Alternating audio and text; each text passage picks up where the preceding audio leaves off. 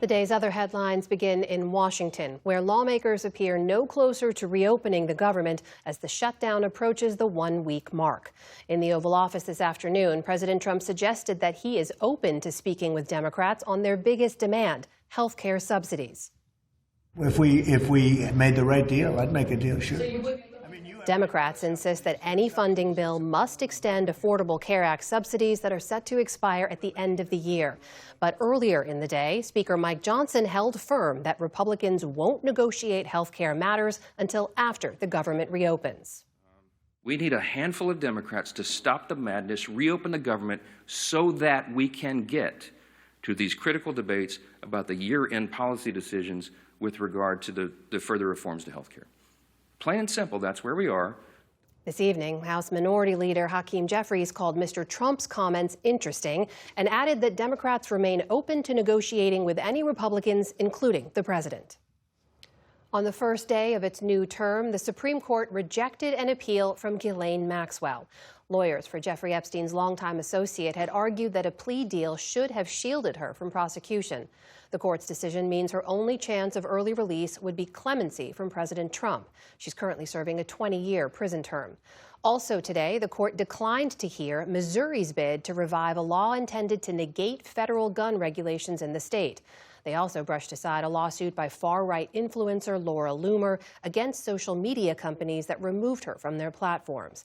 And the court rejected an appeal by Live Nation in a consumer antitrust case related to ticket pricing. French Prime Minister Sébastien Lecornu resigned just a day after announcing his cabinet and less than a month in office. His cabinet selections had faced criticism from allies and opponents alike. Lecornu's announcement adds to ongoing political uncertainty in France after President Emmanuel Macron's decision last year to hold snap elections that left the legislature deeply divided.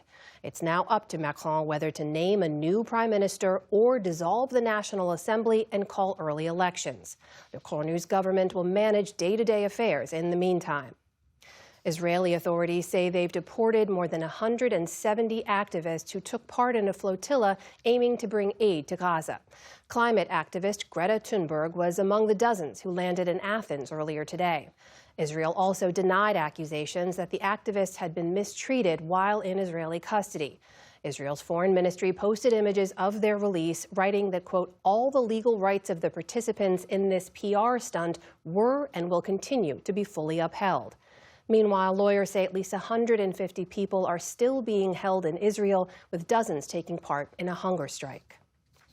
The International Criminal Court today convicted a Janjaweed militia leader for atrocities committed in Sudan's Darfur region more than 2 decades ago. The chamber is convinced that the accused is guilty beyond reasonable doubt of the crimes with which he has been charged. Ali Mohammed Ali Abd al-Rahman showed little emotion as he was found guilty on 27 counts of crimes against humanity and war crimes. He had denied the charges. It is the first such conviction related to the violence in Darfur, where up to 300,000 people were killed and millions driven from their homes during a government crackdown on a rebellion starting in 2003. Abd al-Rahman faces a maximum sentence of life in prison. In Tibet, a rescue has been taking place on Mount Everest, where hundreds of hikers were trapped by heavy snow. Chinese state media reported that around 350 hikers had made their way down to a safe meeting point, while rescuers are in contact with 200 others still on the mountain. The hikers were stranded at an elevation of more than 16,000 feet. The snowstorm hit during a week-long national holiday in China, when many people travel both within China and abroad.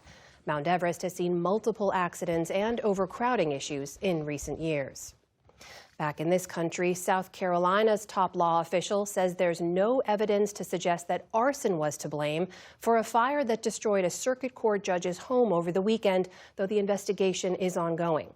Smoke billowed over the marshes of Edisto Island as the residence went up in flames on Saturday.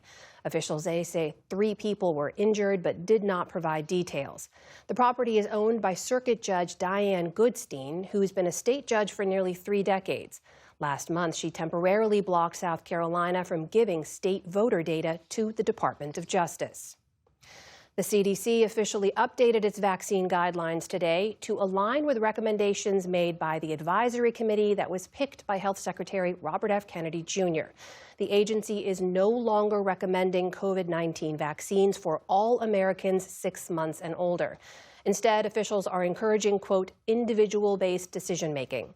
That includes checking with a medical professional, especially for seniors. The agency is also recommending a standalone chickenpox shot for toddlers rather than combining it with measles, mumps, and rubella. Many medical experts warn the committee's recommendations have led to confusion and mistrust over vaccines. On Wall Street today, stocks started the week mixed. The Dow Jones Industrial Average slipped about 60 points. The Nasdaq rose around 160 points. The S&P 500 also ended in positive territory. And a trio of scientists won this year's Nobel Prize in Physiology or Medicine for their work on the human immune system. The committee says the discoveries of Mary Brunko, Fred Ramsdell, and Shimon Sakaguchi helped advance treatments for cancer and autoimmune diseases and could help with organ transplants. The announcement today in Sweden was the first of this year's Nobel announcements. The three will share nearly $1.2 million in prize money, and tomorrow the Physics Prize will be handed out.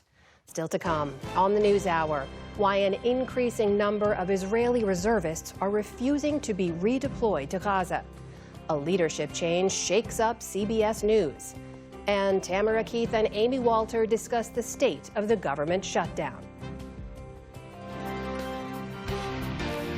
This is the PBS NewsHour from the David M. Rubenstein Studio at WETA in Washington, and in the West from the Walter Cronkite School of Journalism at Arizona State University.